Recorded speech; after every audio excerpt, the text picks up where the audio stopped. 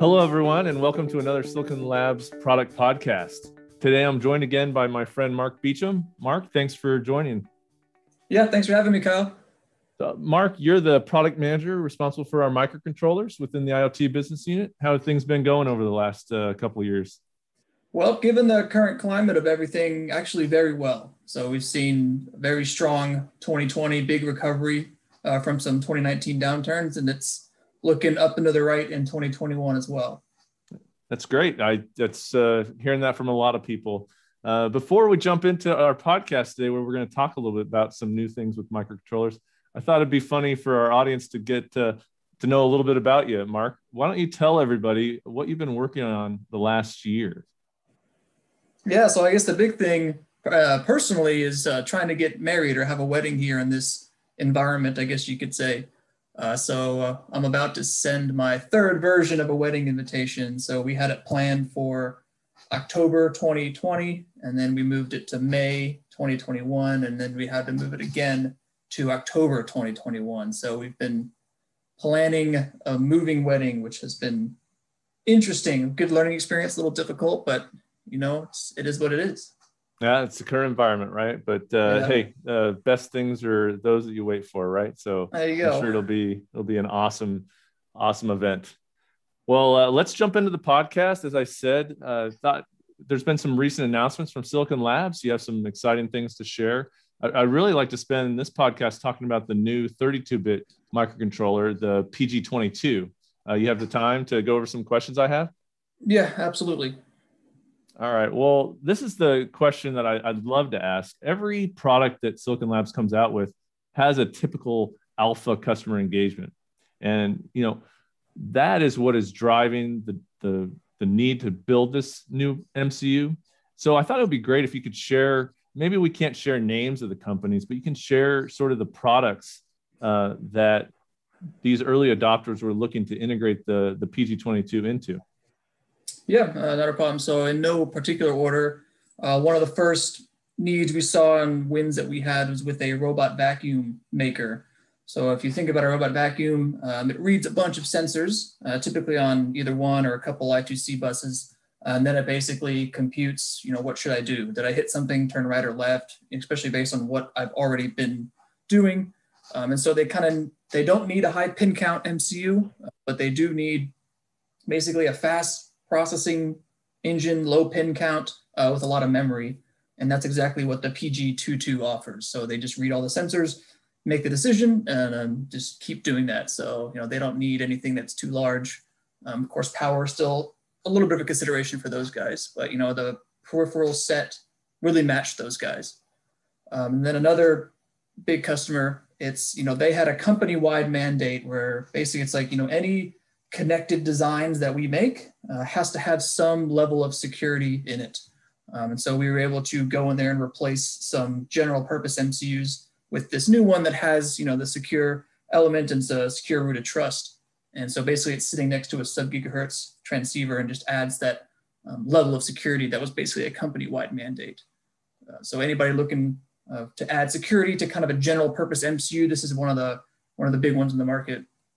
And then lastly, there was a big toothbrush and shaver vendor that wants to look at adding some Bluetooth products. And then with our part, they were able to start on the MCU, and the application code kind of carries over whenever they wanted to add Bluetooth. And, in that consumer space, time to market's super important. And so the fact that they can reuse the same, toothbrush application code on the non-connected toothbrush to the Bluetooth toothbrush saved them a lot of development time.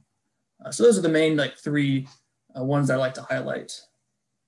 Well, I don't know what they're going to do with Bluetooth and a toothbrush. I currently just got the electric Oral-B, and that thing tells me when I change zones. So I'm assuming now with Bluetooth, it's going to alert my wife that I'm not brushing properly, and I think it's mainly aimed towards kids, right? You have kids, right? It'd be nice to track, especially when they're little. Like, hey, did they brush? Did they actually do that? I just turn it on for a minute and then turn it off. That could be useful as a parent. That's true. Great point there. Well, those are great applications, and I'm sure you've gotten a lot of engagements with those customers. But what do you hear from them when they, once they design in the PG22 and they've taken our word for it? you always hear from a customer and they say, man, I didn't realize I'd be using this feature, or, it's turned out better than we thought. We're using this feature of the PG22. What are some of the things that the customers have given you such positive feedback about? Yeah, so this is our first Series 2 MCU that we've done. And in Series 2, both on the wireless side and the MCU side, we finally released, fully modular coding style. So we call it UCUP. So if you write something on pretty much any of the wireless parts, as long as that peripheral exists on the MCU, that code can just migrate over very easily. Before, there was a pretty big delineation between the MCU and the wireless part, and you had to rewrite some of your stuff because it was done a bit differently. Now it's fully compatible. So the fact that customers can use the same tool, the same code, and just bounce back and forth, have two different projects that are so similar, yet one offers wireless and one doesn't. People are just like, wow, that's so seamless. And some other things have been security, right? This chip, the PG22, will be our highest security MCU part that we've ever had. Of course, we have more in the pipeline to top that, but for now, it's the best that we offer. And it's really unique in its position as being kind of a general purpose 32-bit for consumer applications that has really good security. And so I think later we can talk a bit more about where that security aspect lies in the competitive landscape. And then another feature that one customer took advantage of that we were surprised at is, they, in the consumer space, high volume, they wanted to streamline their supply chain. And they don't know exactly forecasting their B2C, right? They don't know if this product's going to take off that month or this other product's going to take off. So they actually use the exact same PCB, and then they just have inventories of both the MCU version and the Bluetooth version. And then depending on which one is selling well or which one they need to build, they'll just populate the PCB with the RF one and all of the other matching components, or just the MCU and then no pop the RF matching stuff. And then they can just, boom, wrap it in plastic and go. So that was kind of something that we didn't expect customers to do, but that they really saved a lot of money because of that pin compatible feature with Bluetooth and non-Bluetooth parts. All right. So in your presentation that I looked at, you mentioned something about the high resolution ADC, and that some of the medical customers are looking at it. It talks about the high resolution, but also the reducing the cost based on fewer external components. Can you dive into that? I see so many claims about ADCs, and I'd really like the listeners to understand what we mean by a better high resolution ADC. Yeah, so when we looked at mainly the consumer medical space, each of the customer kind of had a different system architecture, right? Some of them had their own transceivers and then an MCU and then an analog front end with a separate LCD controller if there was no transceiver there. And so some split it up and others tried to integrate as much as they can. So we put a very high accuracy ADC on this device. It's basically it has many different modes, but each of the modes are kind of a trade-off of resolution versus speed. So you can kind of be in your 12-bit mode at a megasample per second, and then you could even be up in our 20-bit mode where you get about 14.3 enobs at 77 kilosamples. But what we've seen is, you can buy an analog front end in the consumer medical space that basically does all the work for you. It takes the reading, it has its own ADC and a core, and then just presents the digital value to the main host, who then is running the algorithm to detect whatever it may be, heart rate or sugar level, whatever it is. And then you have other customers where they optimize a bit and they just have a few external filtering and amplification stages, and then that just feeds right into the host that has an integrated high resolution ADC, and that's where we come in. So we found that the external analog components to just filter and clean up the signal a bit for us was a cheaper overall solution than having like a dedicated AFE that takes the reading and does everything for the host. So for the more cost conscious, maybe higher volume, blood glucose monitors that were out there, this pulled in some of the external components that were there. And in your information that you've shared with me, when you talked about the effective number of bits, when you said that it's a great resolution and we're getting around 14.3, typically on our characterization of the competitive similar parts, it's less than 12, right? So when you're looking at data sheets and you're looking at, side by side comparisons, this high resolution ADC truly is, advertising at a higher accuracy for even a faster bandwidth. It's in some situations.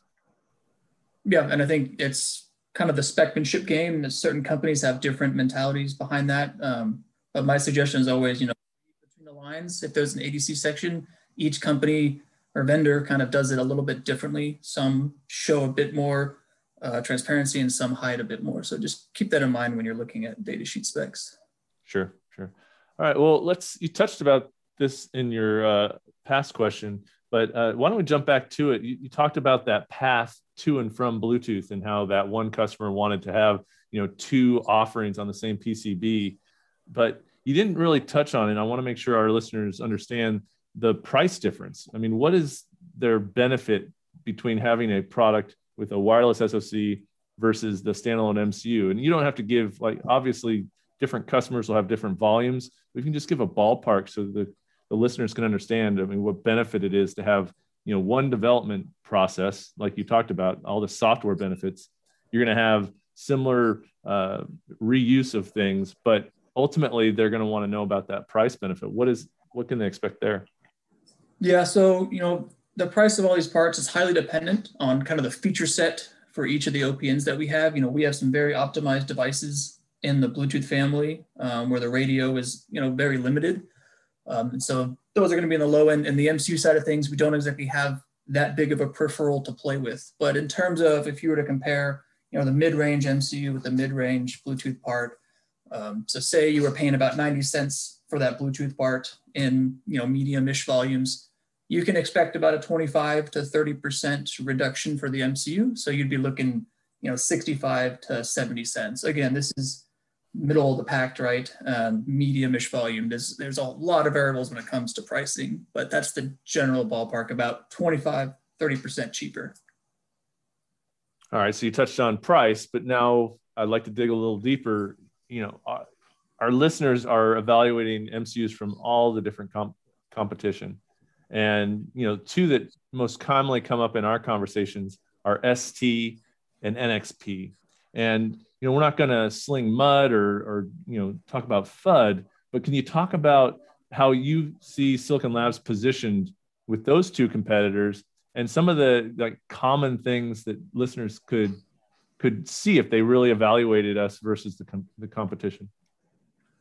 Yeah. So we can start with ST, we can have a very transparent conversation here. ST has a very large breadth of portfolio, right? It's very impressive. And so if you are a developer and you value being able to jump, left and right, up and down between low pins, high pins, low memory, high memory, then ST can have a very attractive offering there. But one thing we found, and one of the reasons we're in this area with the PG22 is whenever you get into these memory levels, 256K, 512K, typically ST's parts have a lot of pins on them, have a lot of IO.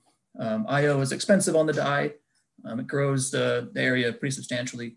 And so what we found is, they'll take these high pin count, high memory devices and shove it into a smaller, QFN32, QFN40, 48, whatever it may be, but they're carrying a lot of baggage from having all of these stuff that's not bonded out.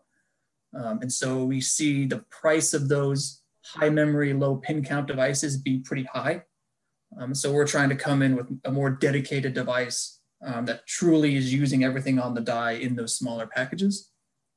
Also, ST is not very strong in the realm, but they're very strong in the MCU realm. So depending on what you value, if you want to stay wired and jump from MCU to MCU, the L4 and then the L5 comes out, jump to that. Or if you're like, hey, I want to add a wireless eventually, I think that's a good value prop for my end product. Silicon Labs is going to have an easier transition path for you from the MCU side of things to Bluetooth than ST would. So it really just kind of depends on what you value when it comes to ST versus us, especially in the PG22 realm versus the STM32L.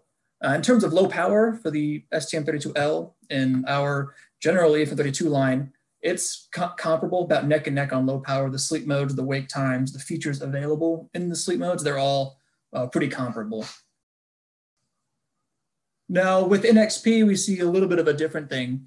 In the past, they were always a very fierce competitor in the MCU space. But lately, I would say our strategy or our paths have kind of diverged. They're moving up the processing chain, kind of focusing more on application processors. And even if it does have like a Cortex M on it, there's typically more than one. They are double downing in the automotive space, right? They're really focusing on that. And typically the needs for an automotive MCU are much different than the needs of like a low power battery backed consumer or metering style device. And so if you look at just the portfolios, they're a bit different. When it comes to security, I will say that NXP does have a comparable security to us as of right now with their new LPC 5.5 parts. But again, that's on a much larger, more expensive device. So we are each focusing on different kind of segments of the market. And then when it does come to direct competition, they do still have some of the Freescale based devices, the Kinetics stuff. But again, it's kind of similar to the ST realm. Low powers similar, but lately we have been pulling ahead of them in terms of ultra low power numbers. If you look at the sleep current and, you know, our progress from series 0, 1, and now 2, it's now gotten beyond, or it's lower than what they're able to achieve on the Kinetics parts. So even where we do see some overlap in competition, our power, our integration, be it analog or even RF, is much better than what they're able to offer. All right. Well, hey, you know, Mark, I think you've given our listeners quite a bit. I think if I'm a listener, you know, I would go out and look at the PG22. Mark's talked about, you know, some key applications and talked about a couple features of the parts that customers have really looked and appreciated. And then, you know, the wireless to wired ability of the PG22. So I'd like our listeners to maybe, Mark, you can tell them a good place for them to go to get more information on our microcontrollers. Yep. So if you head over to our websites and then look at the microcontroller products, especially the 32-bit line, there'll be a dev kit page there where you can look at a list of our devices. And I would suggest if you're just kind of exploring it, you can take a look at the PG22 dev kit. If you wanted to look at, you know, our highest featured part and our biggest, most expensive kit, you can look at the GG11 starter kit. So either of those, depending on how you want to start, how you want to dive in, would be a great point. Well, thanks again, Mark. That was great. And I know our listeners will like it. Make sure I'll put the link in our podcast details about where they can go to get those microcontroller details. Can you join us maybe on a future episode? I know you have some things in the 8-bit area that would be interesting to our listeners. Yeah, would love to. All right. Well, thanks again, Mark. Thanks for joining. Yeah, I appreciate the invite, Kyle. Sure. And thanks to our listeners. It's a lot of effort to download the podcast, take time to listen, but hopefully you continue to learn new advantages and features of the Silicon Labs products. We hope that you join us for our next podcast. And until then, everyone, stay safe.